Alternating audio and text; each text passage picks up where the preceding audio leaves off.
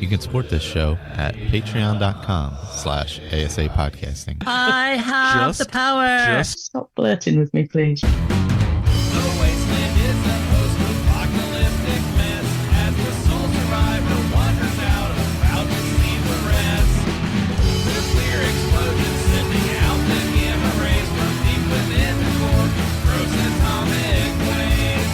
From deep within the core, gross atomic waste. Hello and welcome to the 476th edition of the Fallout Feed. I am Andrew, joined by a flock of my favorite Fallout folks. Tonight, I've got Jess. What's up, Jess? Hey, Andrew. Greets, everybody. Also, Ray. What's up, Ray? Yeah, hello. And tonight, not introducing, because she's been here before in a different form, we have special guest Vanessa. What's up, Vanessa? How's it going?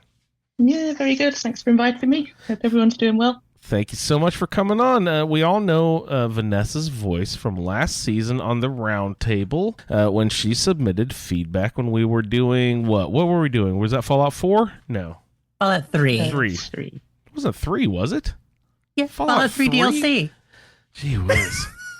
So long ago, like 2-3 months ago already. So God, I know, Jude, it was an entire season away at this point. Well, welcome, Vanessa, and thank you so much for hopping on the show. Tonight, we will get on some gameplay right off the top. Also, game time. Got double dip of game time this week, you guys. Some Fallout Terminal Velocity, depending on how many we want to hear. Leah sent in a few. Probably just do one at a time, usually. We'll see what we get into. Also, lots of nice iguana bits to dig into. And a couple of shouts on our way out the door. So why don't we go ahead and roll right into it? And Vanessa, since you are our special guest, we will go ahead and kick off with you. Why don't you tell us a little bit about your Fallout history? What was your first game? Do you have a play style? That sort of stuff. What's your relationship with Fallout like? Yeah, Fallout 3 actually was my first game back in the day.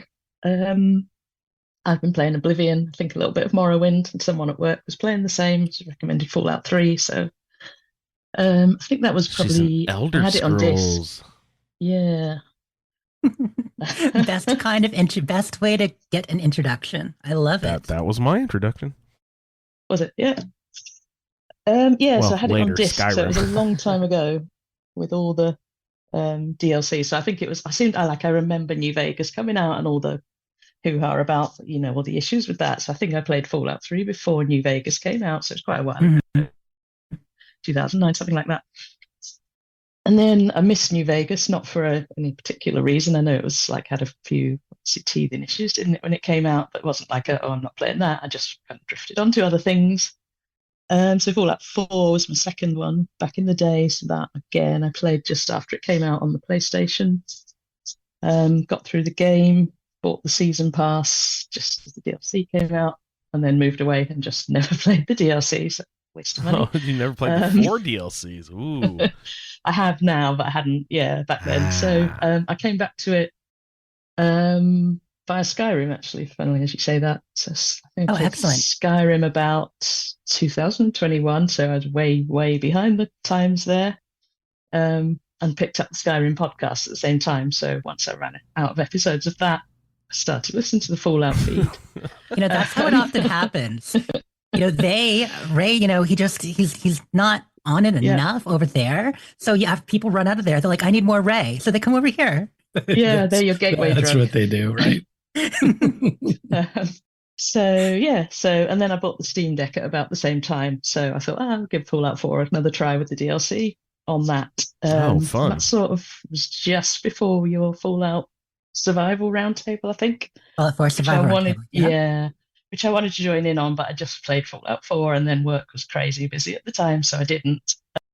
And then, back to Fallout 3 for that roundtable. So I've only dabbled in Fallout 76. Like I was saying earlier, I literally got one character. It's about level 7.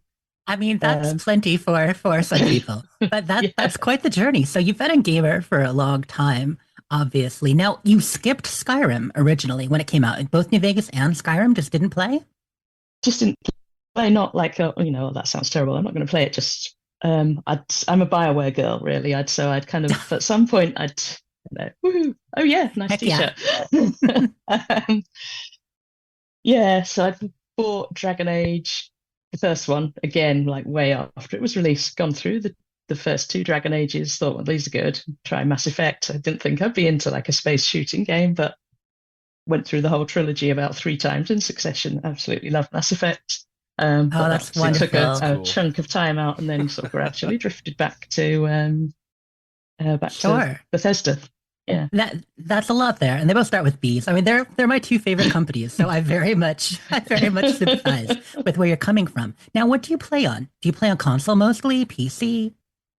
Mostly PC, to be honest. So was console, but up to sort of on PlayStation, up to PlayStation 4, but never really moved on to PS5. So back Mhm. on PC now. Well, and obviously Steam in the Deck. early days, and Steam Deck. I love that thing. In the early days, obviously PC, but the Morrowind and Fallout 3 and that, obviously. But yeah, That's so awesome. yeah, so We've that's been my potted history. really happy to have you join in and do all of that. I don't want to delve too hard into the Mass Effect and Dragon Age, but did you play the Legendary Edition? Yes. So I that- call it addiction yeah. because it is. Yeah. Right? Freudian slip, anyone? So my laptop had died. Well, it hadn't really died, but it was starting to struggle just before that came out. So I kind of got a gaming PC especially for that, really. But that was back when graphics cards were like thousands of pounds because of all the crypto stuff. So the I had Bitcoin to- and yeah. no, same. We understand. I mean, Ray builds a new PC every couple of years or more frequently, but building for a game, that's definitely something we've all done. Is Yeah. that Most still of a us, thing? Andrew. Is that still a thing? So- The cryptocurrency market kind of disappeared, right? Didn't or the hype about it definitely did. Well, the mining Yeah. equipment changed, Oh, so okay. they don't There you use go. graphic cards anymore. All right. They have a So They need more dedicated dedicated, All right. dedicated miners, and it's less of a small startup kind of thing for most of the like larger currencies, and then the small ones don't have as much traction. But yeah, it's there, but it's not the big thing. It's not. It's just not like news anymore. just like crypto and then NFTs and all that, you get the new fads. But that's awesome. So, okay, gameplay style, Andrew asked. Oh, How do you gameplay like style. to play? Ranged, ideally, and stealthy. So Sneaky I'm Archer. a bit of a sneaky archer. Yeah, I'm a bit of a scaredy cat. I play really slowly. Like I'm really cautious. So like, I watch someone on YouTube doing something, and they're like level 5, steaming in, surrounded by enemies, and there'll be me at level 40, creeping in, trying to pick them off one at a time. I used to do like melee really, until Dragon Age Inquisition multiplayer, which was a thing, believe it or not. And Did then you started actually playing an try archer in that? that. Yeah, that was good. I never tried the multiplayer in Inquisition. My goodness. It didn't take off, obviously, like the Mass Effect 3 one did, but Mhm. just trying to level up different characters or whatever. I ended up trying an archer in that, never looked back. So I've been ranged ever since. So yeah. That's a pretty classic play style around here. Definitely. It's a good crossover between the two games too, depending. So in Mass Effect, are you more infiltrator or something? No, Mass Effect tend to be, what's the Sentinel, the one that's the cross between the tech Sentinel's a good one. and the magey kind of one. Yeah. It's fantastic. I mean, I think I've done them all. I've played it so many times, but yeah. That was the first. I don't want to keep on about Mass Effect, but that was like the first game I got like really immersed in, almost like like a film or a book. So it was, yeah. Well, when you have a series of 30 games that's so closely linked with your decisions feeding one into the next, and then when they originally came out, being over the course of what was it, like 2007 to 2012? Like it was over the course of 5 years. It was fast. Yeah, no, pretty great. Okay, final Dragon Age question for now, or Mass Effect question for now. Who did you romance in Inquisition? Do you have a favorite? I did. I think the only one I did Josephine on one character, I think. So yeah, I played a male character to do the nightmare to get the I was trophy hunting on the PlayStation that time. Did a mage to get and romance Josephine, and then I did a female rogue that tried to hit up Cassandra, but she was having none of it. She was having She none of it takes you for sure. aside and is like, just stop flirting with me, please. So That's funny. Cassandra's Yeah. great. How about Mass Effect? I did Thane and I did. That's the one. I think who else? I've never done Garrus. No, I know he's very popular in the fandom. I loved him, but he's a great bestie. Exactly. Yeah. Yeah. And yeah, I did Caden in the first game, but that's kind of something and nothing really. It sort of fleshes out a bit more, literally, in the later games. Yes, he does, but his voice, I never kept him. I always kept Ashley. But Yeah. sorry, Mass Effect talk for all you Fallout fans. It's just, some of my girls listening or some of my people listening who are big fans of these games, you know what we're talking about. We'll get you back to the Fallout very quickly. Did you say Caden? That's a second ago. Yeah. Yes. It sounds like he's in my kid's 4th grade class. That I wonder if style that's of one name reason the is name very became popular. popular. Yeah, Oh, maybe, yeah. probably is. Yeah. Aiden Alengo. Yes. So looking forward to 31st of October, isn't it? Probably I think not a that's coincidence. Dragon Age. 31st October. In fact, I have it as a shout out, but I'll just mention it now. I just finished the first episode of their audio drama podcast. They're doing an 8-episode podcast Whoa. for the lead up to Dragon Age called Vows and Vengeance. It's produced with a few of the voice actors from the games and then a few other, because there are side characters. Man, the first episode was really, really good. So look up Dragon Age Vows and Vengeance, people. And this is a lead yeah. up to a new Dragon Age game coming out. Yep, on Halloween. What was it called? It's not called Vows and Vengeance, is it? No, the game is Dragon Age of the Veilguard. That will be Dragon Age 4. Veilguard? Veilguard, like a Okay. veil. Oh, okay. Yep. And Vows and Vengeance, the podcast. Very cool. Ooh, so, okay, that's some Fallout history there. Andrew, do you have any other questions about that? Oh, no, just favorite followers or anything like that. You kind of went into it with Mass Effect and such. Do you have... Fallout 1 as well, I played. I forgot that. That's somewhere between 3 and 4. I've never played 2. So Yeah, I like every dragged- other release I I've played, I dragged- skip every second release. I dragged these two sad sacks through Fallout 1. Like, are you were you a fan? Yeah, I did. It was very clunky. Like, it hasn't aged come well. on. Thank you, Vanessa. See, Andrew, how the blunt. interface is very, like, it I don't know, it's just not intuitive. It's trying to even administer like drugs or something, the way you go through the menu and wait for the hand icon to change. And but I did enjoy it Yeah, because it's a nice seriously. length, isn't it? Like I've only played it once, but you could easily jump back in it and like knowing where to go and stuff. Knock it, play it over a weekend almost.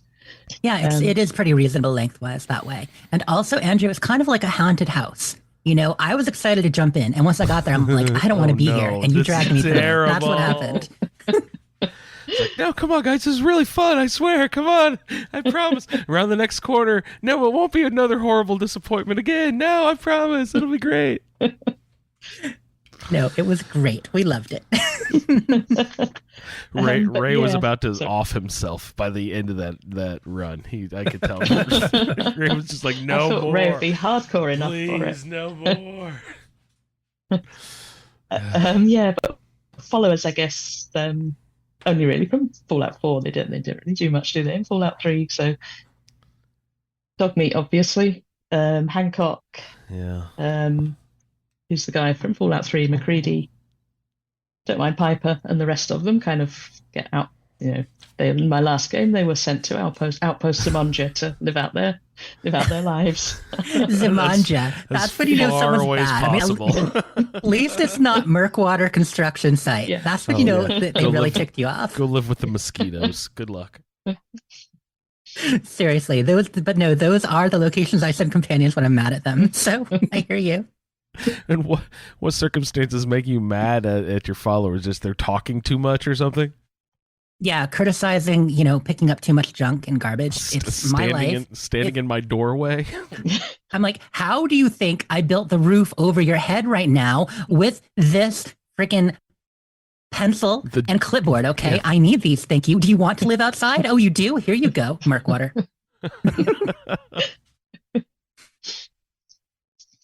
Lovely.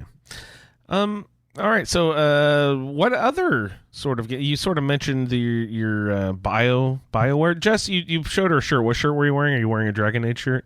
Oh, I'm wearing an N7 shirt. That's Mass Effect. What is? Oh, Mass Effect. Okay, nice. Yes. Yeah.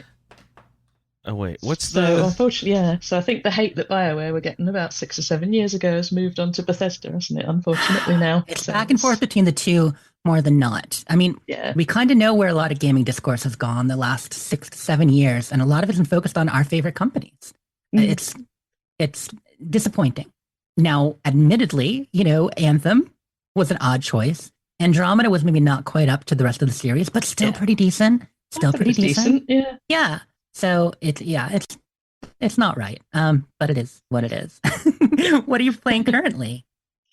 So currently so I'm sort of dip in and out of Starfield. So I kind of finished the main quest and the faction quests. I'll dip in and out every few weeks. I'll go and I'm trying to do the achievements. So the last one I've got to do is the level 100 one. So I'll dip in and out every couple of weekends and do go around the what's the Serpentis, do a few space battles to try and gain a few levels. So I think I'm in like 88 or something now. So I've just parked it, thinking maybe when Shattered Space comes out, hopefully they'll be a bit more generous with Quest XP on that than they were on the. Oh yeah, because they're so stingy on the quest. Yeah. Talked about that a lot. That it's pretty much combat XP only, and I do hope they rebalance that. Also, are you in your initial world still, or have you gone through the Unity at least once? I'm still in the first world.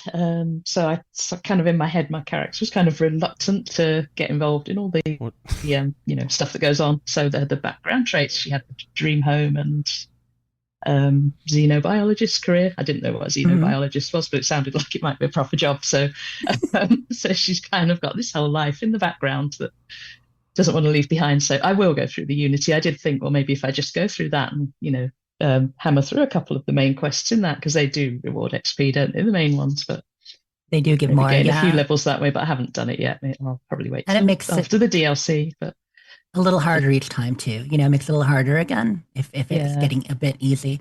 But no, I'm the same. First world. I hear you. And Serpentis for XP, or just getting in building ships lately. That's the Ray method for leveling up, of course.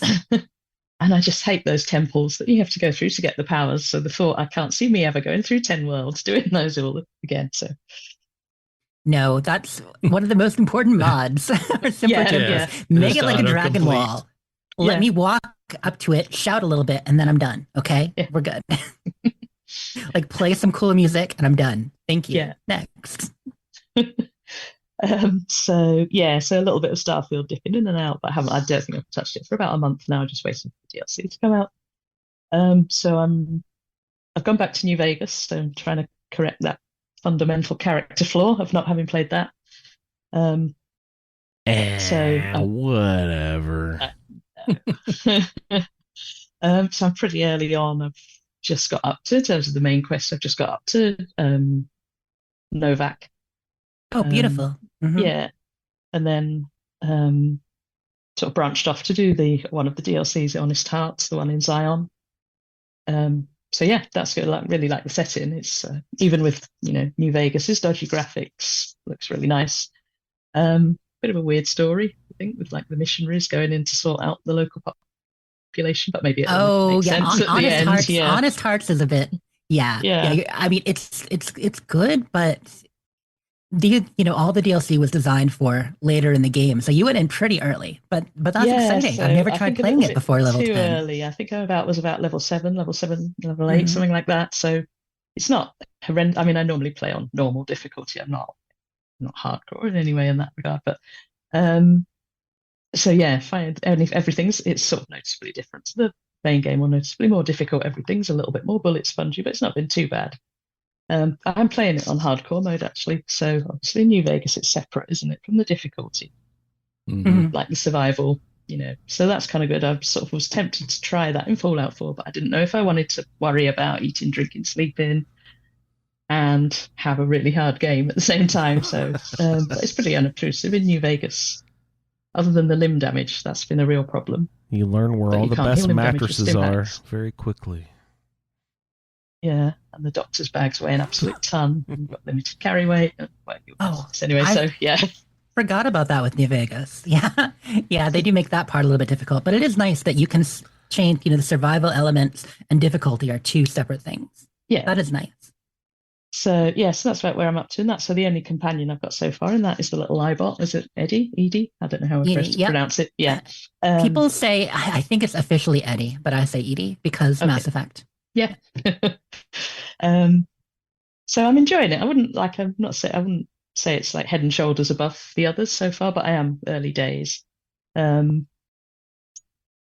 Yeah, other than that, so other than sort of following the storyline up to Novak, just been wandering around when I was going up to do Honest Hearts, kind of in the north of the map, isn't it, that you pick that up? That's good though. Do you tend to focus on one game at a time in a linear kind of thing for a playthrough, or does it sound like you have a couple going at once, maybe that you're dabbling with? I have at the moment, but normally one at a time, to be honest. I've just sort of, I was going to start Fallout 4 again because the TV show, my husband had never played it, Fallout, but got really into the TV show. Like I'd be like, 2 episodes tonight is enough. But he'd be like, no, let's carry on, let's binge it. God, he sounds like my mom. So, yeah. So after that finished, he started Fallout 4, so I was going to start it alongside him, but he didn't like, even after the TV show, he didn't really like the game, which I was surprised because he normally plays like shooters, but maybe, I guess if you're used to something that's designed to be a shooter, maybe Fallout 4 is still a bit clunky for that. I don't it's know, not but a he didn't get shooter into the either. game It's anyway, a role-playing game, you know what I mean? Yeah. So yeah, it sort of started off Fallout 4 as well, alongside New Vegas. So, but I don't know, I wouldn't normally play two kind of heavy-ish games like that at the same time. So this week, mostly been playing Fallout 4. So I was gonna do it with Sim Settlements 2, but sort of at the last minute switched to America Rising 2, which runs alongside people. I guess most people are familiar with it or have heard of it, but runs alongside the main quest. Opens up the Enclave as a faction. Right. Yeah, and I've heard the second one is quite good with the story. Yeah, so I'm still sort of in Act 1, as it were. So it doesn't advance again until I go and deal with Kellogg in the main quest, which I haven't yet done. So, but it fits in, it blends in really well to it doesn't screw up the balance of the game or anything. I haven't like any amazing loot drops, unfortunately. And like the first few quests are just vanilla assets, and then you go off to like an oil rig that's the Enclave space. That's sort of, I guess, the first sort of new assets that have been introduced for the mod. But yeah, no, it blends in really well. Voice acting, good Excellent. stuff. Yeah, Played some of the first, but haven't checked out the second. It's been out for a good 6 months now, isn't it? Yeah, pretty much. I think so. I think they just, it sounds like, because I never updated Fallout 4, so I haven't got the next gen version yet. But I think they've done a patch for it so that it works, because there's an Enclave. They've brought the Enclave, haven't they, into the main game on the next gen. So I think they've done a patch for it so that it makes sense with whatever Bethesda have added in on the next gen version as well. So yeah, a couple of odd things, like early quest, you have to fight a sentry bot. So, and obviously it's designed to run alongside the main quest. So you're like level 5, level 6. And this sentry bot, so I couldn't kill it, so I took a stealth boy, went through a building, ended up on a gantry on the second floor, and like the sentry bot, I'm swear there's no way for it to get up there, but it suddenly teleports behind you. So there's a few sort of weird moddy things like that, but generally positive so far. Yeah, so that's kind of what I've been up to lately. That's fantastic. There's still one extremely important Fallout game I've yet to hear mention of. Oh, sorry. Yes, I have. She has, Andrew. Get off her back. My goodness. So I sort of finished it, if you're ever finished with mobile games, about the time that when they released all the Vault 33 stuff. So like I haven't got 200 settlers. I had like enough settlers to send like 20 odd out into the wasteland and have 2 quest teams. I think it was like 120 settlers. They're not settlers, are they? Dwellers. Nice. Yeah, and I've done all the like regular quests. They're all starting to repeat themselves, and I've kind of got all the outfits and guns that weren't tied to events that I'd missed. So I haven't played it for about 4 or 5 months, but I have played the best. Much appreciated. Yeah. Thank you much. Let's check in with Ray and see what he's been getting into this week. Ray, do you have a chance to play any video games, sir? Yeah, 1, 2, 3, 4, maybe. God damn. Boy can play. So my knight character was stuck in Camelot. And Okay, so, well, Fallout London here. Okay. Yeah, so Fallout London. So, what am I going to do? Well, I haven't done a cannibal yet. Oh, that's true. You got the That's taste. like your You got the classic taste. thing. So I started a character that, my plan was to go beef eater. And I mean, that makes sense, right? It does. yeah. So, started out, pretty simple. Went through Thames Haven real quick, but then I needed to get to the other side of the river to get to the ferryman and Archie. And so I went across the London Bridge and, ran into the beefeaters there, got myself a nice beefeater outfit with a beefeater hat and a ruff.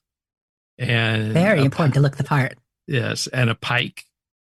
And so now I'm running around shish kebabbing, running them through and then snacking on them. I missed an opportunity. So I had Archie on the the quest to go to the church. I got rid of him before I had the chance to snack on a corpse outside. So I have no idea what Archie says. When he sees you eating a corpse. None of the NPCs say anything to you. So then my next opportunity was going to be when I went through the Bank of England. And so I'm talking to Kira over the intercom, and this is a luck 10 character. So my throwaway stat was intelligence, and went with idiot savant. And so when the low intelligence response option to her asking whether or not you could use a computer, I did the low intelligence response, which was, I can use a computer, but I'm really confused about what this little squiggly line key means. Would you dump your drink directly onto the processor, right? And so she said, okay, well, come back when you can find somebody that can read. Burn. Oh, wow. Like, rude. Okay. Well, guess what? I'm leaving. So she's in the vault with the ghouls. See ya.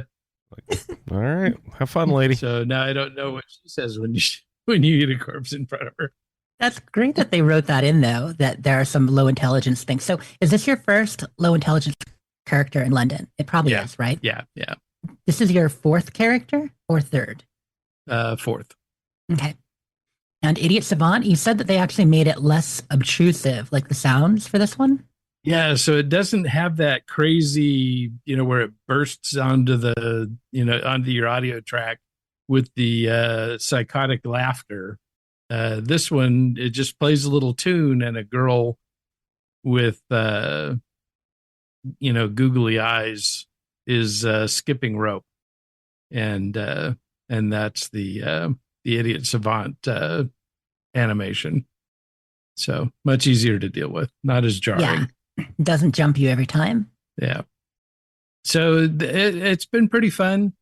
I don't really have a lot of direction with it. I'm just kind of, just goofing around. I took Sleepwalker just to play around with that, now that I've got a pretty good understanding of the map and, can manage when I get dropped into hairy situations. So far, the worst one I got was it dropped me into the radiation zone. So that it's going to happen. Normally when you sleep in a bed, it goes dark and Right. then, fades back and you're, standing at the bed. Well, when you get a Sleepwalker, and it's going to teleport you somewhere, because it doesn't do it every single time. So when it is going to do it, it takes a load screen.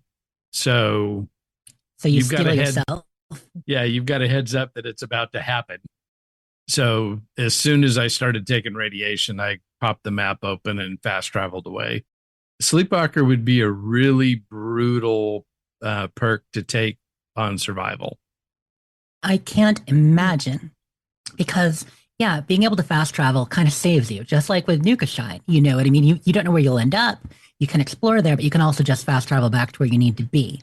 But on survival, you could, I mean, it could completely destroy your game. Yeah, it could put you in a world of hurt. hmm But I can understand being a little directionless because you finished the main story once, then the second character was a collection character, right? Yeah, I wanted to check out the building system and Mhm. all that kind of stuff. Yeah, and explore and collect things. And then your third character was going to be another full playthrough with a different faction, and you got Yeah. stuck. So I can understand feeling a little bit aimless when you get, roadblocked like that. And we talked on the side a little bit, but I've heard from a number of people that there is that bug with Camelot that I think if you go in and talk to people before you're given the quest to officially do so is what causes it. I'm told, or I'm not sure because I mean, I didn't talk to anybody that I wasn't directed to talk to, from a previous quest. So I'm not sure where it went wrong. And the other weird thing is that you can't console command your way out of it. right.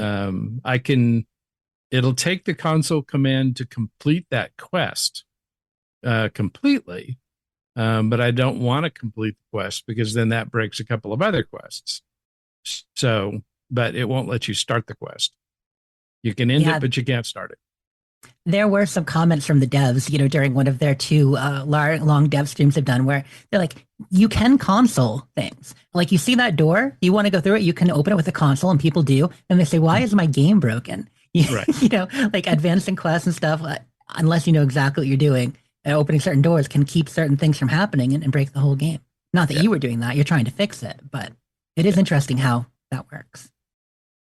So just kind of tootling around, and then I ran through the No Man's Sky expedition one more time, and had a lot of fun with that. We did record another episode, so we're going to have that one out pretty soon. And the the thing is that it has a lot of information about the expedition, but by the time it comes out, the expedition will already be done. But hey, what can you do? I see you and Baker have been talking a bit about some of the stuff in No Man's Sky in our Discord. Yeah, it's I love this this latest update. Put some really cool stuff in.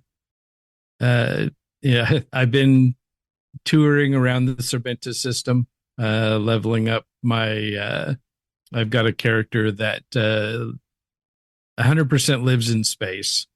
He is a Vanguard pilot, and he goes around, ridding the systems of various baddies, taking their equipment and, turning it into property seizure. So that one, I'm just trying to level up so I can get new ship parts, basically. There was the question on London. Oh, sorry. Yeah, go ahead.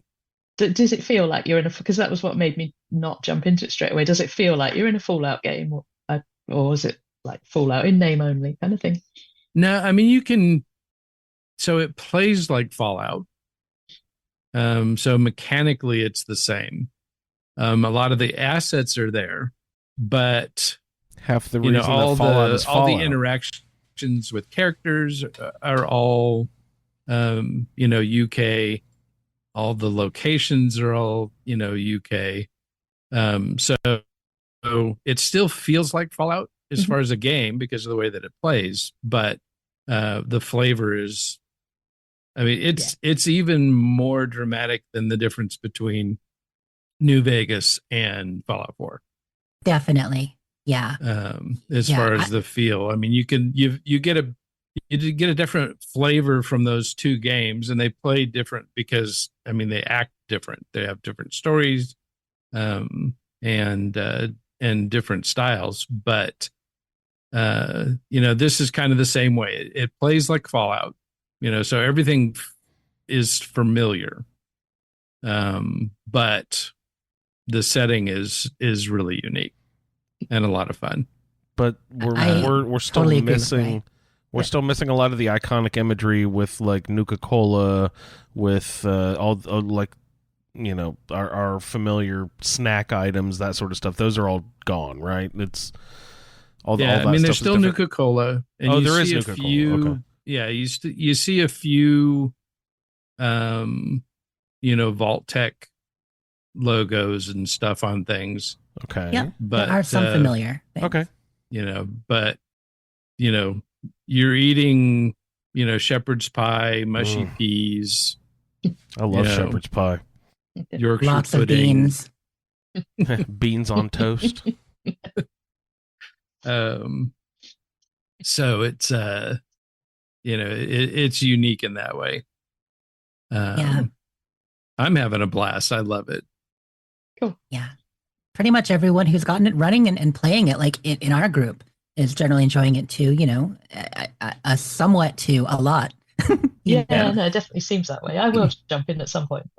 I would say Until you try vibe-wise, it feels Camelot. like Fallout with a dash of Bioshock on top, Yeah. personally. Like there's a bit of that. Yeah. Now, so I did kind of get in a place where, so I had finished my character in No Man's Sky. My Starfield character was just being all grindy. And I had a day where my Fallout London was particularly crashy. And so I threw up my hands and said, what am I going to do? And so I opened up Steam and it was Kingdom Come Deliverance is on sale today. Like, Oh, no. Really?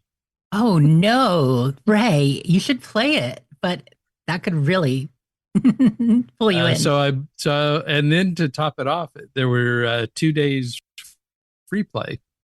So I'm like, okay, What's it called? Kingdom Come what? Kingdom Come Deliverance. Deliverance. What? Tell me about that. So it's set in the very early 15th century Bohemia.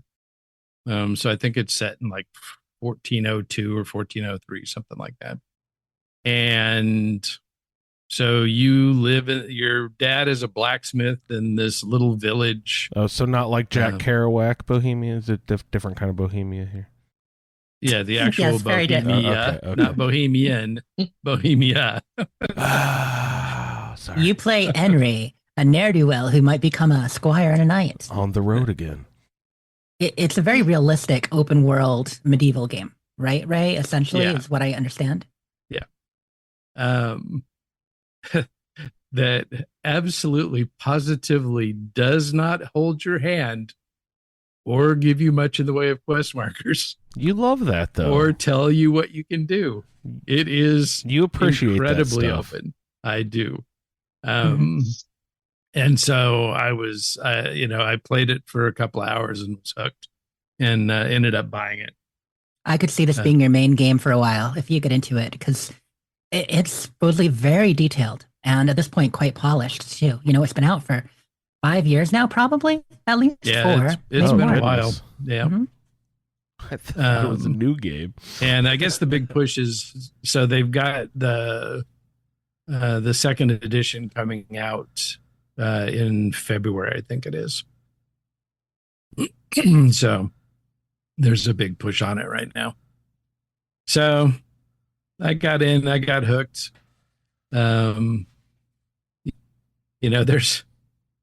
There's some really hard things to figure out, when you're, just getting started in the game and, learning how the mechanics work and, trying to figure out what exactly it is that they want you to do. Combat especially is very realistic in a way in that you don't know how to fight as your character early on, and you're really just flailing, and it's not very forgiving from what I understand. I mean, I've seen some people play, and Yeah, it looks tough. It looks tough, but fun. Very cool. I've thought about it a few times. Yep. Yeah, I got beat up a few times and killed a few times. But it's a very very beautiful game. And because they've had a lot of time to iron out issues with it and everything, I really have not found anything buggy. Now I will say I never look forward to riding a horse again. So the horse mechanic is very much like my absolute least favorite driving mechanic, which is with the WASD keys. I'll want to go to the right, so I pan the camera to the right, and I end up in the stream that I was trying to avoid because I didn't push the the right turn key. Yep. So it's separate camera, and yeah, driving a horse in some games can be such a pain. It's no Rev8. Or Skyrim horse.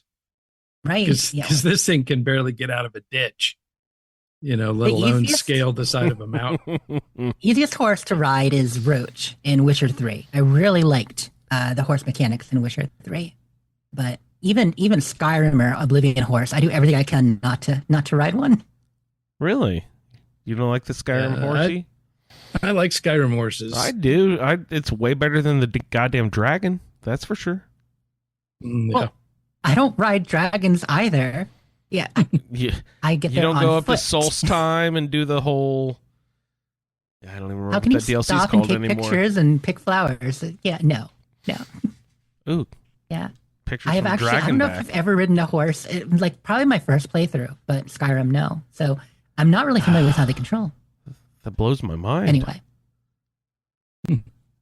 Especially without fast But, travel, yeah, I so that's- need a horse desperately. Gosh. I wasn't sure if I was ever going to make it out of the prologue, but I did indeed. And so now I'm in the main part of the game. Well, congratulations on making out of the prologue. Yeah. Letting loose on the world. I'm hoping that now that I'm done with that, it'll cut down on the number of cutscenes, because this the cutscenes on this put Mass Effect to shame as far as how often they happen. Well, that's surprising for an open world game too. Yeah, I imagine once you're out of the prologue, that will calm down. I would hope, because you don't like control of your character being taken away from you too often. That'll pull you out of a game. I know that you would never so- do so, but is there a third person? I do not believe there is. I tried to go third person on the horse, and it wouldn't let me. So, that always helps in vehicles, right? yeah, that's the easier way to drive a car in Cyberpunk, is in third person, and turn all the control sensitivities way down so that one little tap of the key doesn't send you into a spin. You're doing donuts.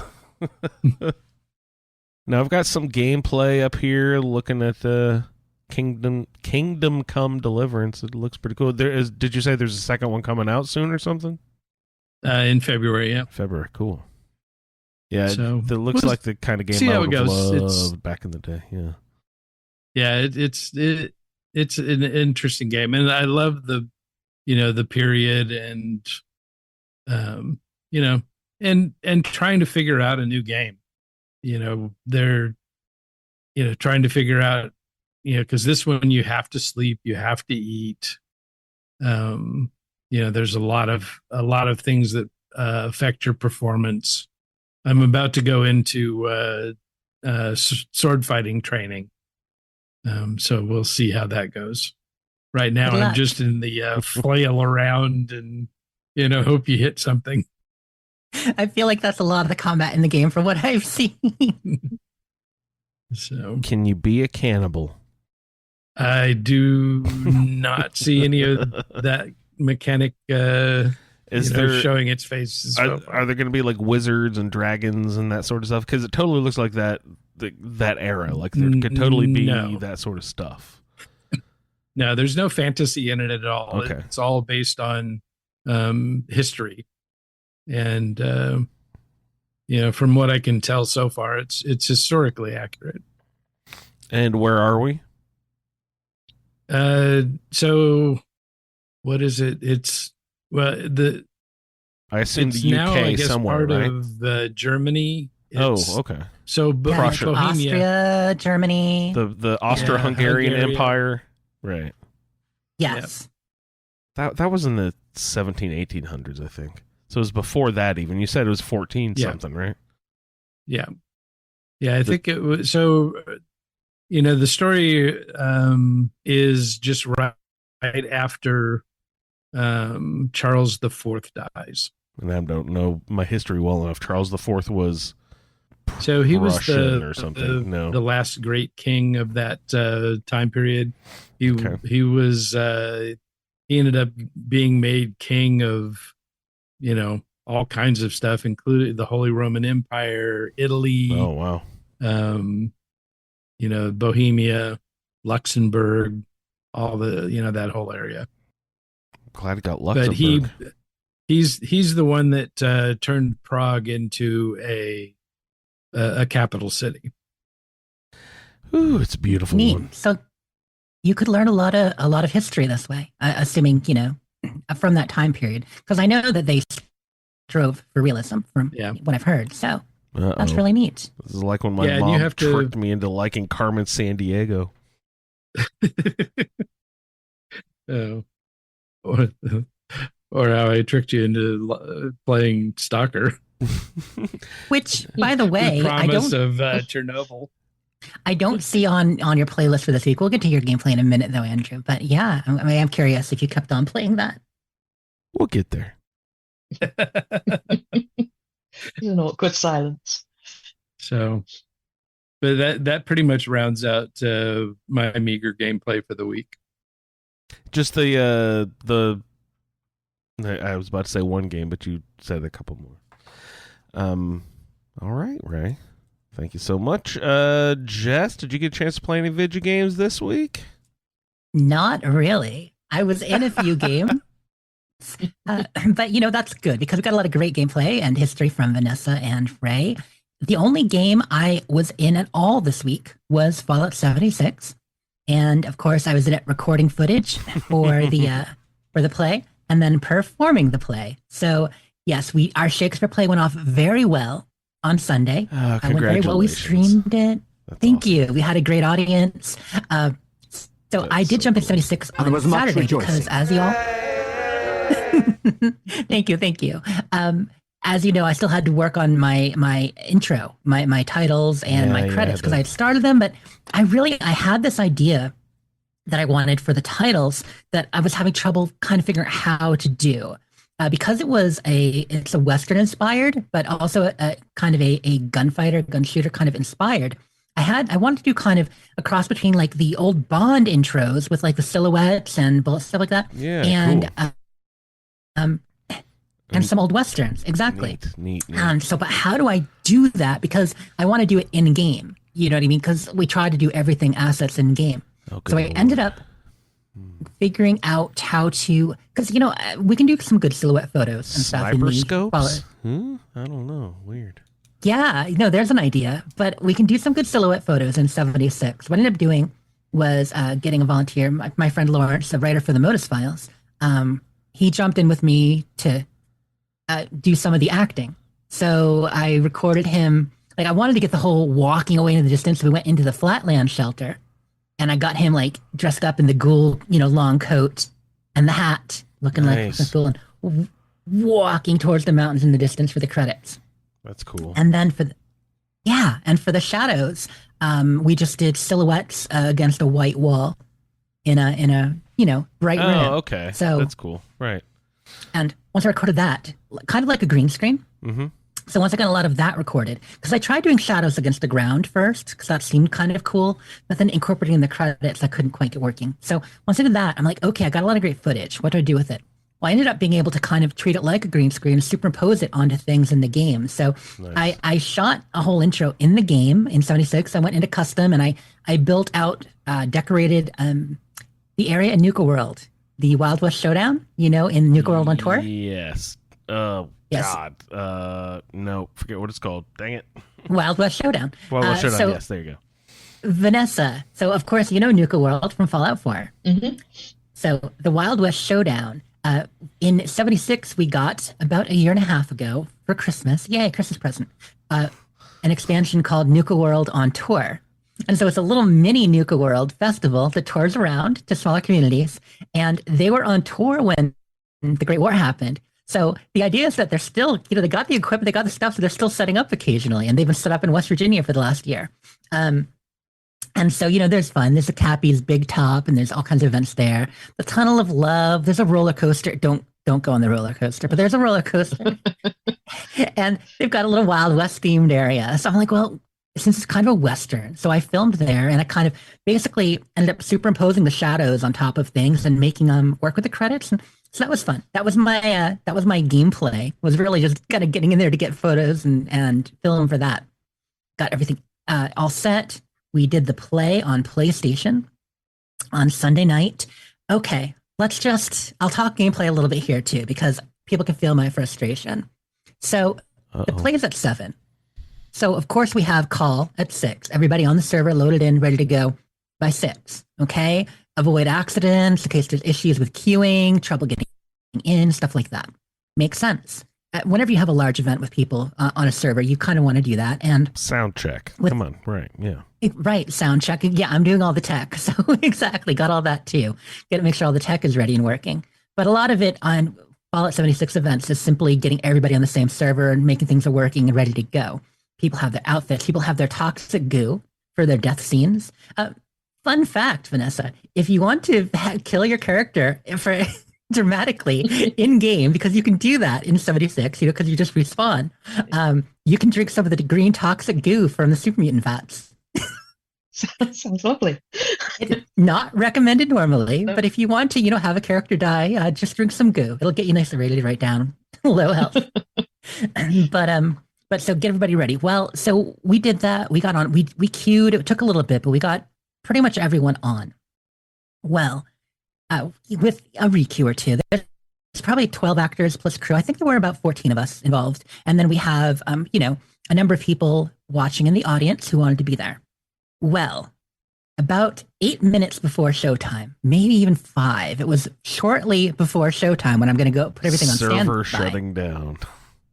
Oh gosh, can you imagine start ticking down? No, it wasn't that. Oh, But God. I thought it was going to be that. I thought that was going to pop up right in the middle of your show. I'm like, no. Our lighting tech, Spooky, he was on stage and he was posing, and how we got the new item there that has the lightning that comes out of it. Just that new emote there. You might not have seen it. I don't think I've seen it yet. Cool new emote. It's basically raise your hand, you get a little bolt coming down. No way. Awesome. Neat. He did that and disconnected at the same time. So he was stuck Oh, no. in the middle of our stage. Fuck. And his character just A stuck ghost there. is So he's stuck. Oh, no. loading back in. So he's trying to reconnect and get loading back in so he can move. Well, he gets back in. And now there are 2 Spookies. There's still the one stuck in the middle of stage with that up, and then he's there running around. Right. And Everyone hop servers.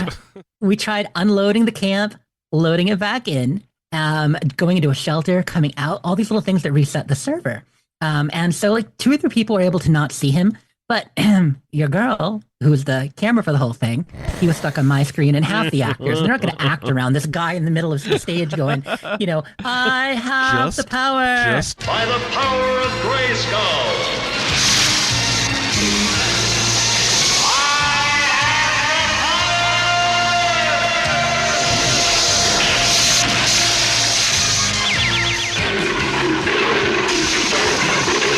Cringer became the mighty Battle Cat, and I became He-Man, the most powerful man in the universe. It's like- ignore the guy in the middle of the screen. He's not here. Just proceed. Just as like if He-Man or She-Ra, exactly like that. Picture raising that Lord. sword and stuff. Oh. So we're like, what do we do? So we actually had to, mostly leave the server. And the people who could still see us stayed on. The rest of us left the server. Some of us had to quit out of the game, load back in. So this is all happening in the 5 minutes before the show. And of course, there's now a queue again to get on the server because it's full. We even had audience people coming in. So we got people filling in behind us who were waiting for 15, 20 minutes to get on to see the play. And we had to message a few. They were kind enough. By the way, shout out to Countess, shout out to Hot Rad, shout out to Shane, people in the audience who left and came back so that the rest of the actors could get back on. Thank you very much for that, you guys. So anyway, there's always something. So the reason for anyone waiting that I went on standby 10 minutes late at 7:10 p.m. instead of 7 p.m. was due to this debacle. And I'm sure you got the blame for everything. Joe, Jess, you need to be a better showrunner if you want to put on a professional production, please. It was fantastic. I checked in with chat. We even had people popping in before the show was live, just like talking in there. I'm like, yeah, you guys, technical difficulties will be in. But yeah, Salior is in our chat right now saying, oh, is that what happened? Yeah, exactly. That's what happened for those who are watching and wondering. But I'm glad we got it handled in just 10 minutes, 10 minutes late. And well, not bad at all. So it's a hard way to start up. A little bit of nerves before the show, but in a way you have to laugh it off, and that gets rid of the nerves. For those of us who weren't able to watch live, when can we see a version? It should be up on YouTube tomorrow. No way. I was aiming. All right. I was aiming for Thursday, but that's to kind of finish my lack of gameplay. That's what I've been doing all week. So the show was about 2 hours long. It's a long one. Richard the Ghoul based on Richard III. We even cut a lot, but it's a long one. And it took a bit longer to edit than Alice or Coriolanus. And I've been going through, I wanted to add more sound cues, and I just, sometimes I get too deep into things. So Tuesday, Wednesday, Thursday night, every night I've spent most of the night after work getting it ready to go. So it should be ready tomorrow. And I hope people enjoy it. It's very Shakespearean. Like there's jokes throughout. There's some great scenes. You'll be able to follow along. But at the same time, there are also some bits where like for 3 or 4 minutes you'd be like, what are they talking about? It's not till like the 3rd or 4th time you see it or sit through rehearsal that you necessarily get all the lines, depending upon how used you are to the language and the way it goes. There's a scene in the middle, about minute 24 to 28, where Mama Margaret, so she's a crazed chem junkie, a la Mama Murphy. And so she's a chem junkie who can prognosticate and gets visions and such. But she's going off and talking about her visions and talking curses and just kind of ranting as a one-woman monologue for about 4 minutes with, occasional breaks in between. And the ghoul there eating popcorn, which is great. Great moment watching him eat popcorn while she's there cursing. That's good. It's hilarious. But it's a long one. And so, but we lampshaded it later, a couple times later in the play, just being like, that was a long scene, but it made sense at the time. Or like, in Wayne's World, Vanessa, have you seen Wayne's World? I have, yeah. Okay, Can't remember. So in Wayne's World, they have this great moment that I love where Wayne and Garth's like, whoa, it seemed very strange at the time, but isn't that convenient? So yeah, it worked out. So anyway, working on the play all week. It's done. Should be out tomorrow. I just need I'm doing some title cards on each scene to also kind of help people keep track of where we are and what's happening. And I don't know if many people will watch it, but, check it out. Yeah, totally watch it. So Put it up. You literally do it just by having a bunch of people in a camp at the same time, knowing how to move their character around and do their lines. We are literally putting on a play live in the game. Wow. Yep. Area chat. So the audience can even sit and have a listen, and while we act, it's fun. We rehearse there too. It took a while to figure it out, and it can be kind of tough emoting and controlling your character at the same time you're trying to speak and do a play and all that. But we've got it down. This is our 9th production, 7 proper plays, and then 2 sonnet festivals. Because when you were saying, I filmed The Shadows, I filmed someone walking away, I was like, oh, that's how it's done. It's all superimposed. And then you went, so we signed on to the PlayStation and did it live. Yeah, so I get a little fancy. So if you watch like Alice especially, like I do a lot for the credits and the intros and that kind of fancy stuff on the outside to bookend it. But then the play itself is fully live, fully real in the game. And then and then the edited version, I cut out some of the, the tougher bits, the fuzzy words, or the occasional minute scene transition while people are moving and something's not working, but it works out. But yeah, and hey, thanks to everyone who came out. We had, I think we had a large audience, and over 150 people stopped by during the show itself, and more have watched since already. That's just on the Twitch, and so hopefully people like the show too. But that's me. This weekend, I'm looking forward to getting back into London, Fallout London for real, as soon as I post this puppy. Get some of that. A little 76. It's a long weekend, so maybe a little State of Decay, maybe a little Crash, and I really want to check out Star Wars Outlaws. It came out yesterday, and the reviews are mixed, but there's one I recommended for you, Andrew, that I think you would like. It looked fun. And the reviews are mixed, but people I trust are really liking it. So it is kind of like Red Dead Star Wars in a lot of ways. You definitely have piqued my interest there. Yeah, it takes place over the course of 5 planets too. Unlike Starfield, it's not like 1,000. It's like 5 planets. Now, if you can just have me be the dreamy... The stealth mechanics aren't great from what I hear, but a lot of the gameplay is. You can just have me be the dreamy sheriff character from the Book of Boba Fett, that Timothy Oliphant guy. Ooh, I love that whole story. Just let me go loose in there. I'll go crazy as a country western Star Wars cowboy. Gosh, I want to play it now, Jess. What's it? It sounds like fun. It does have a fixed character. Her name is Kay Vess. She's a smuggler, and she has a cute little friend who helps her. They always have a cute little friend somehow in Star Wars, don't they? Yeah, they do. R2-D8. So glad I had Chewie on the soundboard now. It's beautiful. But yeah, so who knows? This long weekend, I'll get into something. But yes. most excited about getting back to London. That is the dream. Because for 2.5 weeks, or 3 weeks really, almost since I played much, listening to all these people in our Discord, all these people talking about Fallout London, and I can't play. Jealous. I want to. How about you, Andrew? What have you not been able to play, or have you played? I've been extremely light on the gameplay this week. I really didn't play much Fallout at all. I did sign into the Atomic Shop and browse a little bit. Got a few different items. I already forget what I purchased, but you know, if you step away from the game if you're not playing it consistently for a while, you come back and you're like, oh gosh, I have a ton of atoms I need to spend. So I was just getting some, there was maybe, what was the shelter you said, Jess? Is there a new shelter style or something? I maybe picked that up.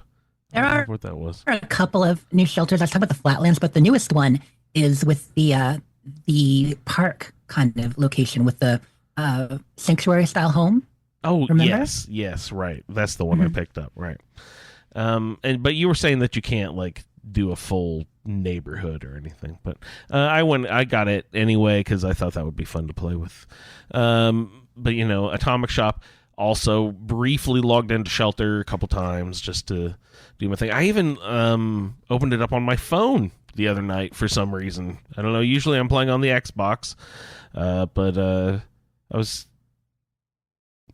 kind of wanting stuff from the show. I was like, ooh, I should go get, the Ghoul and Lucy and stuff. If those are quest locked or time locked, I haven't even looked into it. But I did get Chet's the only character from the show that I have, I think. And shout out to Betty who resurrected. Who was that? Whose fault did Betty resurrect, Jess? Oh, Sullivan, right. Oh, that's hilarious. Thank you, Betty. No, so my gameplay extremely light. Mo and I have been playing a ton of Gigabash. I think I mentioned it last week, didn't I? It's a sort of a kaiju fighting game. Yeah, we were saying that you should play that at some point, you and Mo, because I figured he'd really enjoy it. I can't remember. I guess I got it after the show last week. So we've been playing tons of Gigabash this week, and it's just a giant, giant monsters fighting right up Mo's alley, and they also have a Godzilla DLC for it. So we got the Godzilla DLC and the Ultraman DLC pack and the Godzilla Foes DLC pack. And so, Mo's having a good old time playing with that. And, they can do all sorts of color coordination with different skins and stuff. So he's having a wonderful time. But he also dug up pretty much the exact same game. It's all these games are kind of like, the Brawl, Super Smash Bros. Or like all these, each of these different entities or companies are starting to have their own Brawl game. You know what I mean? Like there's Nickelodeon Brawl, or like SpongeBob and fucking Rocco's Modern Life are going up against Doug, Doug and Patty Mayonnaise, and you're like, what the fuck is happening here? They've all got to pull a Smash Brothers. It's a popular way to put different franchises together. Or karting. They all have a kart game where there's like tons of different characters all together, right? So he also found a Warner Brothers version of the fighting one. So we were playing that, and it's it's funny. It's like Batman and Beetlejuice and all these different Warner Brothers characters. It's just like, but it was a good time. So we were playing with that a lot. And it's not a lot of Fallout, but lots of fun on the couch doing smash buttons, fighting games with Mo this week. Let's see. Let me actually check the show notes if I actually put anything real in there. Oh, nope, those were the two I actually mentioned. Yeah, so not a ton of gaming this week. I've been finishing up another run through of Game of Thrones and reading that book I mentioned a couple weeks ago, the worst case scenario, but the airplane that crashes into the nuclear power plant. So, but that is my gameplay. Did we get to everybody? I think everyone got to go through the gameplay there. Good to hear from you, everybody. Let's roll into go ahead and play a game. So, what time is it, you guys? I think that it is... What time is it? Game time. Ooh. All right, so first up on game time, we're going to play Mappital Wasteland, just because it's been everyone's favorite game for the last few weeks. Jess was crushed when I didn't play it last week. Was it last week we didn't play? We didn't play last week, yeah. I was directionless, like literally. Some other game. Yeah, I know. Mm-hmm. But we will start in with our Mappital Wasteland. So, last week, 2 weeks ago? Must have been 2 weeks ago. We did a version of Mappalachia. Is that the first one we called it? I think it was Mappalachia was the first one. Mappalachia, yep. We did a version of Mappital Wasteland that was, you guys could piece it together through clues and stuff, but it wasn't like a really solid map that you could look at with known destinations and locations. But I thought you guys did a great job of piecing together like Lucy's route through the television show. Now, this week on Mappital Wasteland, I want to play an even more frustrating map. This week, we are playing Mappala Shelter. I want you guys to tell me the different locations in Fallout Shelter. Which doesn't have a map. It doesn't have a map, so it's not going to be directions. It is. No. Here. Okay. Well, here. Jess, you go first. Which is further north? Best way to learn. The Robco corporate offices or the Red Rocket filling station? Oh, well, that's obvious. The Robco corporate offices. Is it? I have no idea. No, wait. Duh. And there was much rejoicing. Ding, ding, ding. Good job, Jess. Okay, Ray, you're up. No. What? But What wait, is? wait. What?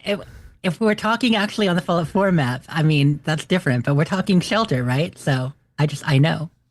It's But- Shelter. It could be Fallout 3. There's Red Rocket filling stations all over the country. Ray, which is further south? The Vault Tech headquarters or the Wilson Automatoys factory? Wilson Automatoys. It is, Ray. Good job. Vanessa, which is further east. The Blamco factory or the Corvega factory? I'll say Corvega. I will say you are right. Where is the Blamco factory, you guys? What game is that in? Any idea? Is that a real location in any games that you know? Blamco factory. I mean, kind of. For instance, if you think about the workshop, what is not Sunnyside? What is the one on the west of the Flatwoods there? Anyway, you can have it. You can have it make the food. You're Blamco. right. You can.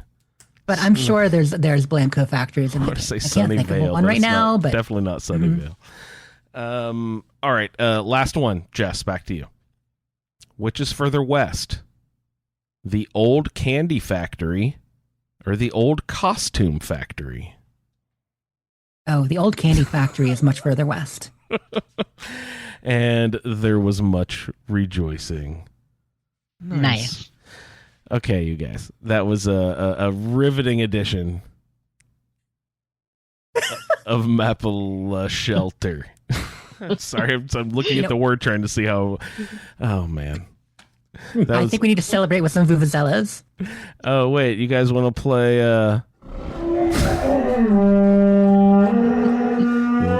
play Vuvuzela or Super Mutant Head. All right. Another quick game that I prepared. Full on, right? Is Fallout London, right? So we're doing full locations for Pigcorn. All right. So we're going to play a fun edition of Pigcorn. That's right, Vendor. All right. Vanessa, are you familiar with Pigcorn? Do you know the rules of Pigcorn? Okay. For anyone new to out there listening, Pigcorn is our game where I just give some clues. I usually use synonyms, but really it's just think of them as clues because it's not always a direct like translation or equal phrase or whatever. But I'm just giving audio clues, and they need it's to much reply. more hooked on phonics. Let's be honest. It is like really. it sounds like this. Okay, maybe it is. Yeah, it's don't think of it as synonym, but yeah. Sure. All right. So I'll just give clues. You guys hit me back. This week's category is full locations. Full locations. I'm trying to smash the word together. Locations in Fallout London. So I will say it, and you guys buzz in with your name. We'll do a buzz in. We haven't done a buzz in a while. Buzz in with your name. The Largen Mountain Launchpad. Largen Mountain Launchpad. And this is in London? Fallout London. Largen Mountain Launchpad. Oh, Jess. Jess. Biggin Airport. Biggin Hill Airport. Good job, Jess. Largen, Biggin. Yeah, that works. Largen. All right. Up next, we have the Congregation Greenhouse. Congregation. Vanessa. Kew Gardens. Say it again. Kew Gardens. Close. Anyone else? You can guess again, Vanessa, if you think of it. Guess again. No. Other gardens? Can't think of anything else at the moment. Congregation. Let's see. Like a group, a chapel. Oh, Jess. Jess.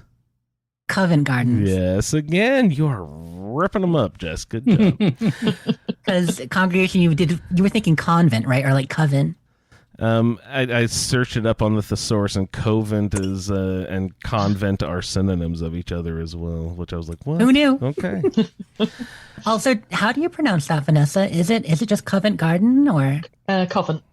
Covent? Okay. All right. Next, we have Soggy Vault. The Soggy Vault. Tick, Hmm. tick, tick, tick, tick, tick, tick, tick, tick, tick, tick. Boom. Jess. Jess. Moist chest. Definitely not. Ray, the flooded Pindar. Yes, the flooded Pendar. What does Pendar actually mean? Just vault, I assume? Shelter of some kind? Never heard I of have no idea. You have no Yeah, idea. they call the vaults Pindars, Yeah, but they're I all don't. called Pendars. I don't know what a Pindar is. And is it Pendar? Do you hear people pronounce it that way, or is it Pender or something? I wasn't sure. I'm glad you pronounced it first, Ray. Characters refer to it as a Pindar. Pendar. Okay. Almost sounds something Indian. I wonder if it has something to do with that connection. Okay, up next we have the Department of Protection Vault. The Department of Protection Vault. Vanessa? Vanessa. Ministry of Defense. The Ministry of Defense bunker. Very good. Very good. Perfect. She hasn't even And played the- it, and she's whipping you guys. Andrew. Yes. The most important military citadel in central London is Pindar, or the Defense Crisis Management Center. The bunker is located under the Ministry of Defense main building. So it Nice. is a Pindar there. Ah, Cool. Yeah, it's a real top thing. Secret. Good to know. Can't be that secret, but I mean, Wikipedia knows. The internet knows about it. All right. Up next, we have the Skyscraper Villages Vault. The Skyscraper Villages Vault. Ray. Ray? Tower Hamlets. Tower Hamlets. Good job, Ray. Good one. The Admiral Nuclears Base. Admiral Nuclears Base. Jess. Jess? Colonel Rad's encampment. I'm just making stuff up, but I. That's pretty darn close. Pigcorn? Yes. Anybody else have a guess for Admiral Nuclear's Base? Oh, you guys are going to kick yourselves. It's the General Atomics Headquarters. Muffins. Oh, God. There, I kicked myself for you under the table. Kicking, Ow. kicking. All right. Up next, we have the John Shredder Gallery. John Shredder Gallery. I'm only thinking Ninja Turtles. That can't be right. Oh, man, I wish. Splinter and Shredder. Yeah. So synonym for shredder. John Dicer, grater. Shredder Gallery. It's got to be a museum, right? It's got to be a museum. Ding, ding, ding. So for John, like Joe. What else could be John? Well, they're one of our presidents, JFK, that J flipped back and forth between two names. Mm-hmm. Oh, oh, Yeah. you got it, Vanessa? I think so. Yeah, Jack the Ripper. Jack the Ripper Museum. You guys are so good. That's horrendous, but there you go. You guys I been to didn't know that we had a location in the museum. game? Yeah. Have you been to Yeah. that location in the game yet, Ray? Oh, yeah. Nice. Yeah, I've is gone it, on the tour. Is it like Pikmin's? I imagine it being like Pikmin's for some reason. No, it's more Oh. straight up. Okay. It's more straight up. You know, it has one of those audio tour guide things. You know, you pop it in Yeah. your Pit Boy and Right. it takes you through the different stations. Oh, that's fun. Good deal. All right, just two more here, you guys. We've got the Big Smoke Overpass. Big Smoke Overpass. Oh, Big Smoke. it's got to be something Foggy Bridge or something. Something I'm foggy just- bridge is falling down. I'm brainstorming out loud to, Falling avoid down. silence and also Foggy bridge is falling down. help. My fair lady. Could you say it again, please? Yeah. Big Smoke Overpass. Could you use it in a sentence, please? Big Smoke Overpass. Overpass. Overpass. Big Smoke Overpass. Why are you singing it to London Bridge? Ding, ding, ding. You finally fucking got it. No, I knew you were singing London Bridge, but big, Lun, low, L. Big Smoke is basically the equivalent of the Big Apple. Big Smoke is the most popular nickname for the city of London, England. Wow, You'd think I I'd know just that, wouldn't you? learned. I'd never heard that either, but I looked it up on Wikipedia. Do they call New York? It does ring a vague bell, actually. I looked it up, and that was evidently the most popular. I looked up nicknames of London, and that was the one that was like the most. It has 15,000 nicknames. London has a billion fucking. Clint titles. knew in chat that London did he was really? Big Smoke. Okay. So, Okay. yeah. Big Smoke. Yeah. I think it's At least one referring of to us knows. referring to the fogginess of it all. All right. Last one. The lactose plant. So if it's not Milk Factory, how about Cheese Factory? It is Milk Factory. That is correct. Oh, okay. The Milk Factory. Yes, Jess. Good job. Pretty awesome. I just And- guessed. I have not yet found the Milk Factory, but it's better than the nor lactation have I. station. So, didn't know what you were looking for. Congratulations. You've completed this edition of Pigcorn? Pigcorn. And that also wraps up this segment of What time is it? Game Time. All right, guys. So we've got a submission from our good buddy Lee, who has somehow from the future or something track down radioactive Rebecca. So we will check in with Lee, see what he's getting into over here with this week's edition of Fallout Terminal Velocity.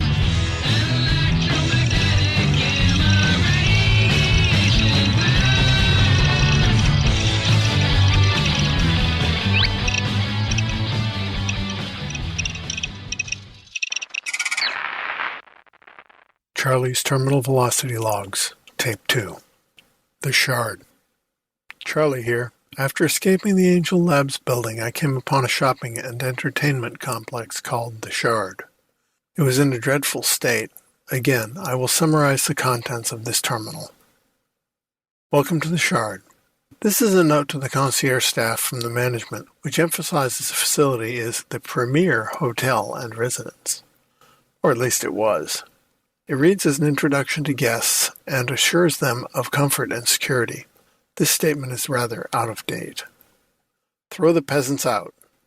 Another note from management which mentions the ongoing resource war and heightened security measures.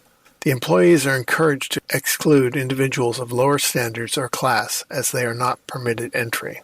Report any breaches to security immediately. Maintenance update.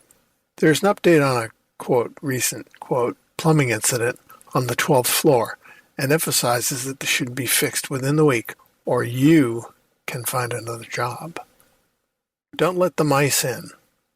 This is an entreaty to keep access points secure, more secure than a jar of Warmite, and report any suspicious characters, human or mice, pronto. I will now post this tape to your classified address.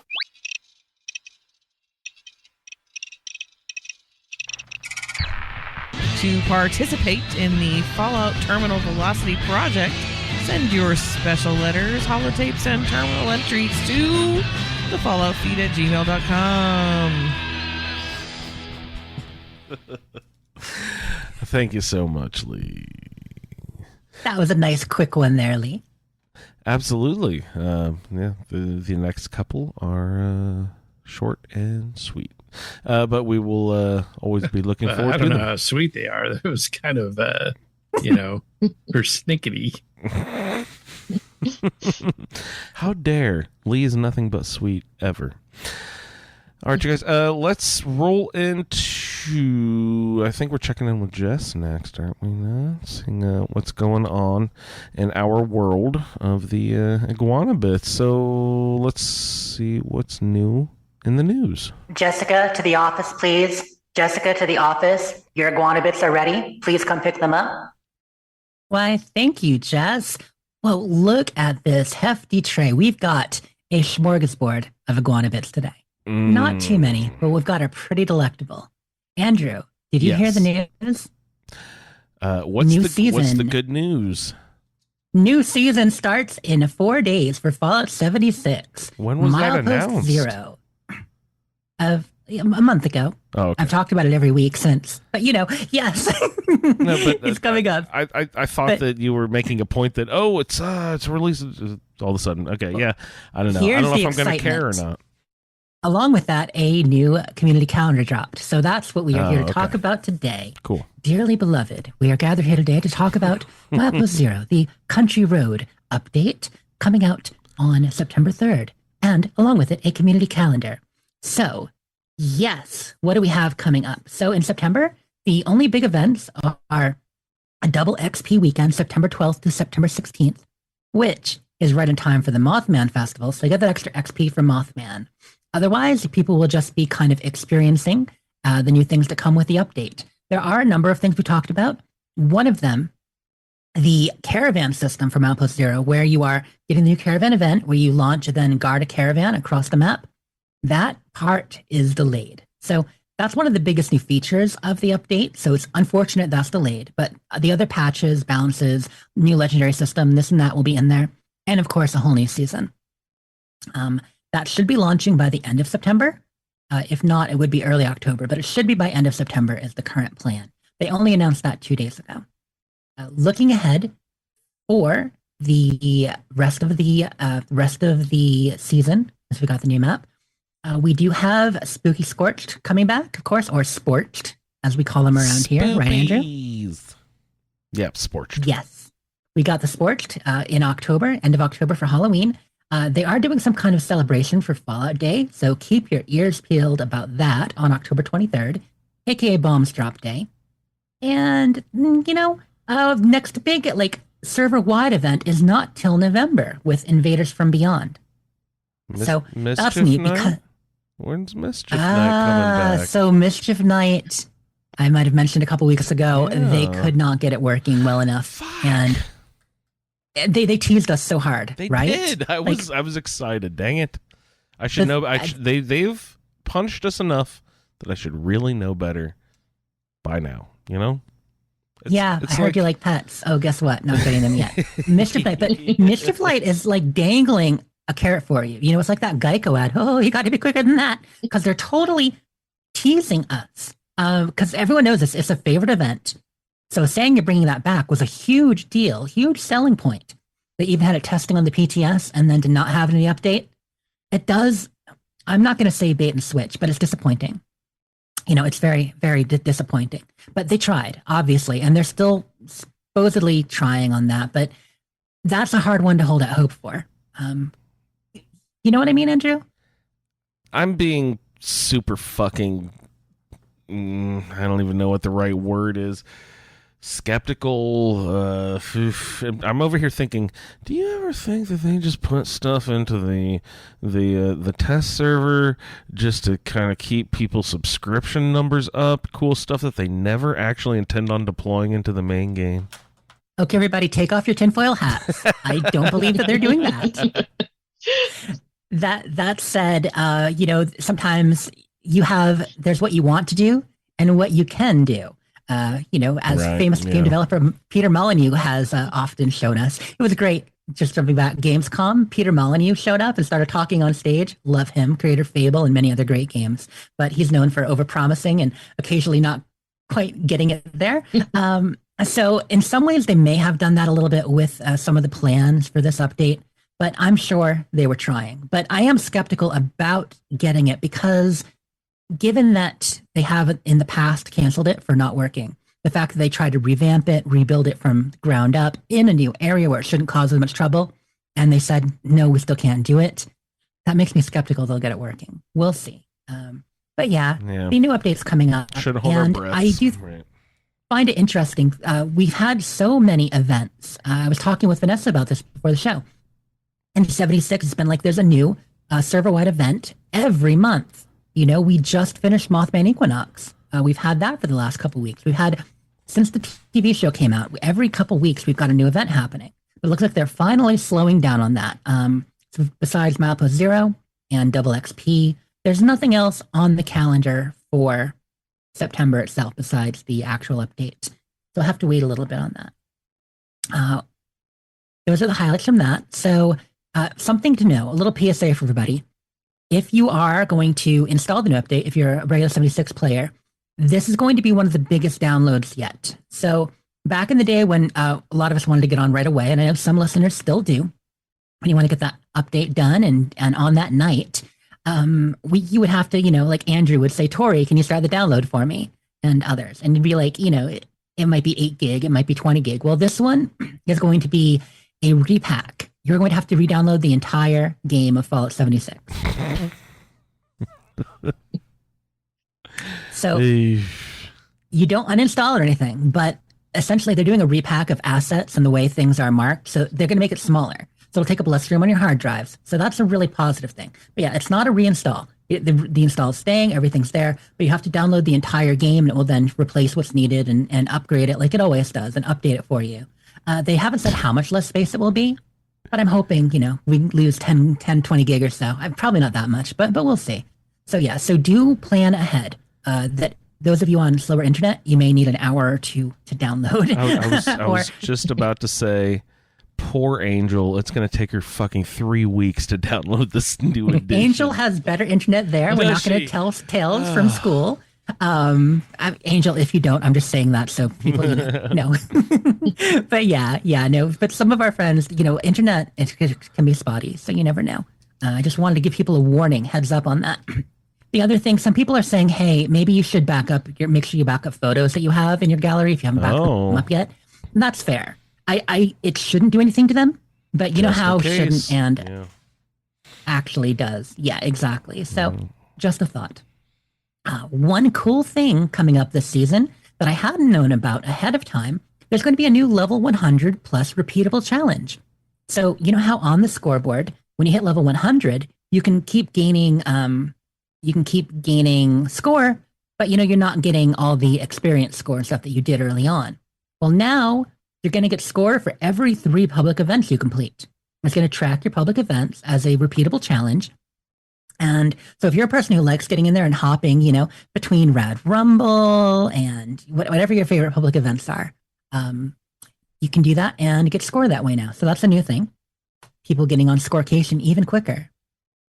And then the last thing I want to talk about. Thank you, Mo.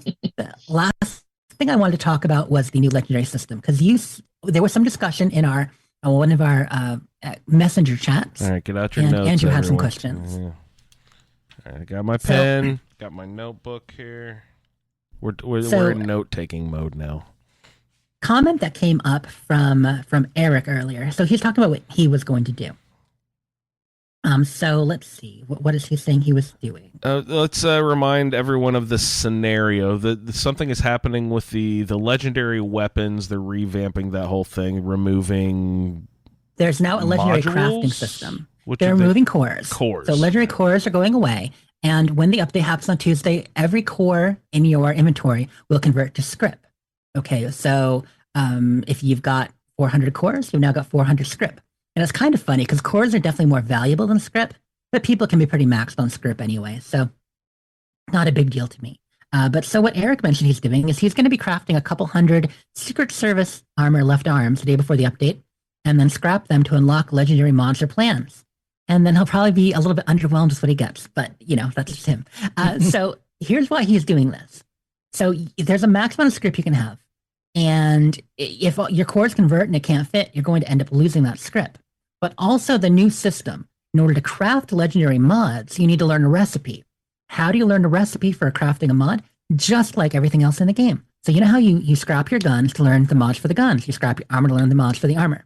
You will now, for the first time, be able to scrap legendary weapons. When you do that, you will get script for scrapping them as well. You can still turn in legendary vendors, by the way, like all the usual thing. The machines still work. But if you scrap them, you get a small amount of script for them, and you get a chance for a mod box. It's essentially a % chance per star. So if you are scrapping a 3-star item, you have a 3% chance to get a mod box, and they will have legendary effects. The prefixes, majors, or minor effects can be applied to other items. So once you know a recipe that you've unlocked via scrapping, you can then apply it to replace a legendary effect on another item, weapon or armor. So Andrew, how do you do that? So once you've learned a couple of recipes, say you get the coveted, reduced fall damage or unyielding. and you want to put it on something, and you've learned the recipe. So when that time comes, you're going to need to have a number of modules, because there are no cores anymore. You're going to need modules.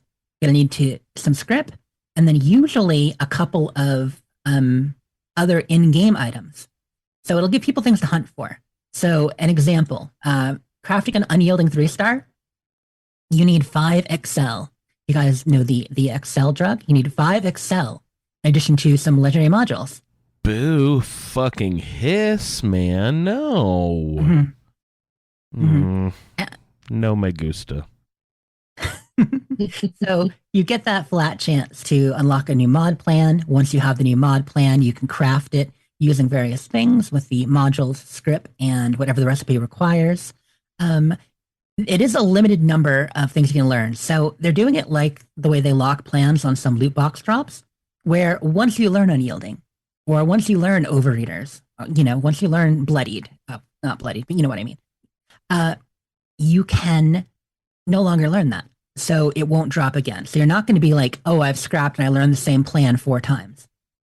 It'll be cumulative. So eventually, especially long-term players, people get a lot of legendaries. You will know them all, or all the important ones you want. The only other notes I have on it, because once again, it's not out yet, so this is just stuff from the PTS. You're going to craft your mods with the Tinker's Workbench, and you can sell and trade legendary mod boxes. So you can, if you learn mods, instead of actually using it, you can actually trade it to apply it. So yeah, the mod box is what you craft in order to apply the effect to the weapon. So you guys know.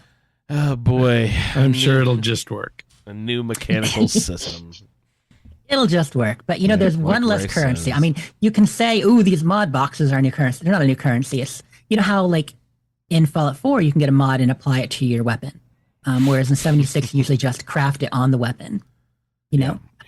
So you'll get an unyielding mod box, and it'll be like one of the little boxes with a mod in it, and then you just take it and you apply it. Mod box. So, mod box. We need to start a subscription company called Mod Box.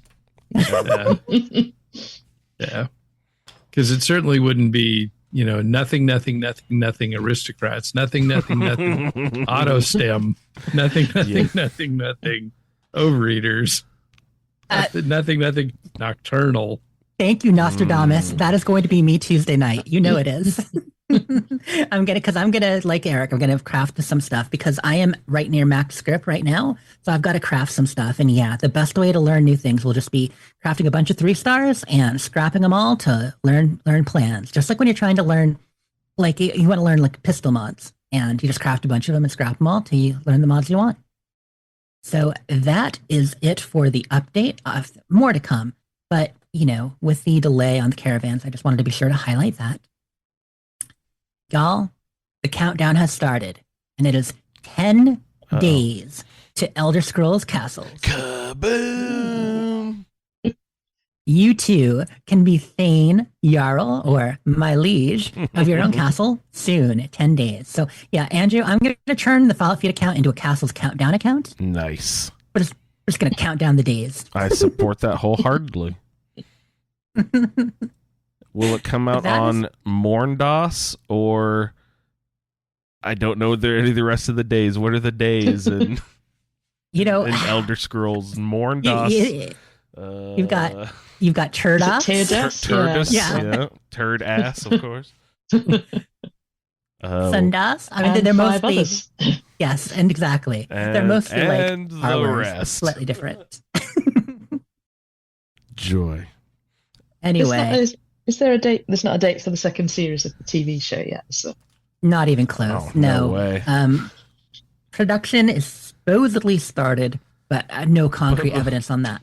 But production writing could mean, well. we had a conversation about hiring writers. Like that could be considered production. Thinking with all the locations, it's probably a bit ambitious to expect it to be out like a year after. I would say 2 years probably before we see another season. At least a year. With the schedule they've been talking and how they're talking about pushing it and all the stuff they already have set, it wouldn't surprise me if we get it in a year and a half. Maybe fall of 2025. Yeah, because they said that they're already writing the script. Yeah, Oh, and they're a good. few episodes Good, in, good. right? When they were talking about it a lot in June, they had already had a few scripts done, or at least, working and drafted. How did they not know? They kind of knew it was going to be a hit, right? Why didn't they just boop? I'm sure they roll hoped right into slash season suspected, and they pretty much did, Andrew. They pretty much did like jump right into it. Okay. Yeah. Well, and it's also called getting paid for it. It's one thing to have a really good idea that you're going to have a hit on your hands. It's another thing altogether to have somebody say, yes, we're going to No, pay I you. meant, I didn't mean the production company for the show. I meant Amazon. Why didn't Amazon already know that, this is going to be a hit? That seemed highly predictable to me. But of course, I'm a fan of the game series already. And, I knew who Walton Goggins, I said his name wrong. What is it? Walton Groggins or Goggins? I forget. Goggins. I'd seen him in plenty of stuff before. I knew I loved him and all that. So, of course I was going to love it. It's, you don't got to convince me to watch it. No, we were all like predestined. You to don't got to enjoy it, at convince the my least. mom to watch it. My mom is a super fan, okay? All they had to do was show me like a stim pack and the aforementioned Blamco mac and cheese, and I was in. Yeah. Let's be honest. But I'm trying to yeah. imagine myself showing it to my mum now. She'd be like, must they swear all the time? Did I mention on the show? My No, I mom- probably didn't. So my mom tried. She made it about an episode and a half in, and she's going to try again in the future, but it was maybe a little bit much for her. No, my mom was the exact same way, but my brother made her put after episode 4, she was like, "Okay, let's get more." But it was the first couple of episodes were just too much for her, And she was like, "I already mentioned this in a couple of weeks ago." She was like, "What does Andrew like about that? Like degrading the show? It's like, oh, it's so because it is kind of shocking if you're not used to that sort of stuff, right?" She's so supportive too. Like mom tries to support my stuff, but like for instance, you guys know the last video I put up on my channel was Ass Jerky, a film for cannibals, and my mom's like, I didn't really like your last video, Ass Jerky. Exactly. And I'm like, Mom, you weren't supposed to. That wasn't for you. It's a film for cannibals. Are you? No, it's fine. It's like, It what? only makes sense if you watch the show. What is your favorite snack, Jess's mom? Ass jerky. Oh, that's why you love this. Andrew, she's been a vegetarian for 30 years. Because she 40? tried ass jerky. What was she eating You know, in the that might have turned her 60s? off. Exactly. Her favorite snack in the 60s was Ass jerky. so she's had to stop eating it. Oh, goodness gracious. Love you, Mom. But yeah, so 30 days until Shattered Space comes out too. So just all kinds of goodness this fall. I'm excited. Good. But that's all I got for the iguana bit. When's that Indiana Jones came out? December 9th. Oh, if I remember God, correctly. really? Jeez. So Sherry got her pre-order in. She got it in early. Good job. All right, that's you it need for it. the You need bits. that. You need the pre-order? No, but you need to play Indiana when it comes out. Oh yeah, I probably will. It'll fulfill that empty hole that Uncharted. I was gonna say Unforgiven. I was like, no, that's a cowboy movie. Okay, Metallica. But I don't know. I'm thinking about maybe also stepping my foot into the PlayStation world. Mo's really into the whole VR thing, right? And does Xbox do it? Xbox doesn't do VR, right? We do not do VR. So, no, you've yeah, got the Facebook MetaQuest, you've got the PSVR. Yeah. PSVR is a pretty unsupported piece of hardware, Oh, is it? though. Oh. They don't have a lot for it. A little Oh, bit, okay. but it's underwhelming. He played The it at his Facebook cousin's MetaQuest house and thing. he's obsessed, so. Did he do it at PlayStation? Did he play the PlayStation one or the Meta? Because that one's got a lot PlayStation. more going on. Yeah, they were doing the PlayStation 5 one. I don't even know what game they were playing. But he wouldn't stop talking about it. So I was considering doing getting a PlayStation this Christmas season, but I don't know. Figure it out. Oh, so yeah, that's why I get back into Uncharted. Indiana Jones and Awesome. Uncharted, I always equate them. Okay, so A lot of us do. Yeah. Tomb Raider, Uncharted, Indiana, all the same kind of cloth. I should play some Tomb Raider. That'd be fun. So we got some iguana bits here. So we got some shouts on the way out the door here. So I just wanted to thank Richard in the Facebook group for they were talking about just their favorite games on our show, and Richard replied that he liked the Pigcorn game. So I whipped up this week's Pigcorn just for you, Richard. So thank you for listening and enjoying the Pigcorn, because I know Vendertron would certainly appreciate it. Pigcorn? So thanks a lot, Richard. That's my shout. You got some shouts there, Jess? Thanks very much. And you know what? Because Richard made that comment, shout out to Michelle B. Just joined the Facebook group, and this came up because he mentioned that he had just joined and been listening to the podcast from the beginning, enjoying it, and that's when Richard mentioned it was one of his favorite parts. So shout out to both of them. Scorecation! Also wanted to mention for people, this kind of a shout out, but people who enjoy the top 5 camps videos on YouTube, originally by DTD and then TNG, now, no, it's not another 3-letter name, Fargassier has taken over the top 5 camps. So Fargassier, that's spelled Fargassier. If you watch Fallout 76 YouTube, you might already know him. But yeah, the top 5 camps, kind of a fixture. They do for YouTube what I used to do on Twitch for camp tours. And they have users submit videos each week, and people vote and pick a top 5 and make a video out of it every week or 2. So that's still going, but it's going to be on a new channel. So if you can't find it, you're like, wait, what is this? Yeah, the top 5 camps have moved to Fargassier's channel. And then finally, shout out to Dragon Age Vows and Vengeance. I know I mentioned at the top of the show, but I'll mention it again. The first episode was solid. Great audio drama. Boom. Yeah. All right, you guys, check it out. Jess, there was one thing I meant to ask you an hour ago, but I forgot to ask then. When you're doing wardrobing for the Shakespeare play, the ghouls attire with you mentioned that they had the duster coat and the hat and everything. Are those included because of the show, or are those specifically branded ghoul items, or is that just like some random black cowboy hat, some long coat? They were included because of the show. So they were, believe it or not, we actually do costuming and think about it a lot. So we have, like in the script, I have an entire matrix for the costumes. So the initial plan for Richard the Ghoul was the West Coast cowboy hat, the pompadour wig, and the West Coast duster. And we have other characters like Catesby, Ratcliffe, Buckingham, and we actually write out like what they're going to wear. Like Buckingham has a nuclear deputy cowboy hat and the enforcer outfit. Ratcliffe does a black cowboy hat and a greaser jacket. Nice. You know, then for the kids, we put them in like little tadpole possum outfits. So yeah, just like a regular kind of costume design. We kind of go through and figure who's going to wear what. The interesting thing is stuff that are locked by the Atomic Shop, or being able to learn the plan to craft it and not tradable.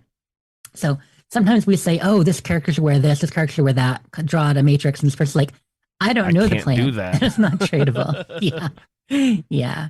So kind of funny, but we definitely do the whole thing. And yeah, the West Coast Duster is inspired by the show. We put a lot of references to New Vegas and the show in this. I mean, the entire thing takes place in the town of Philly, but it's our Philly, not the show Philly. Oh, okay.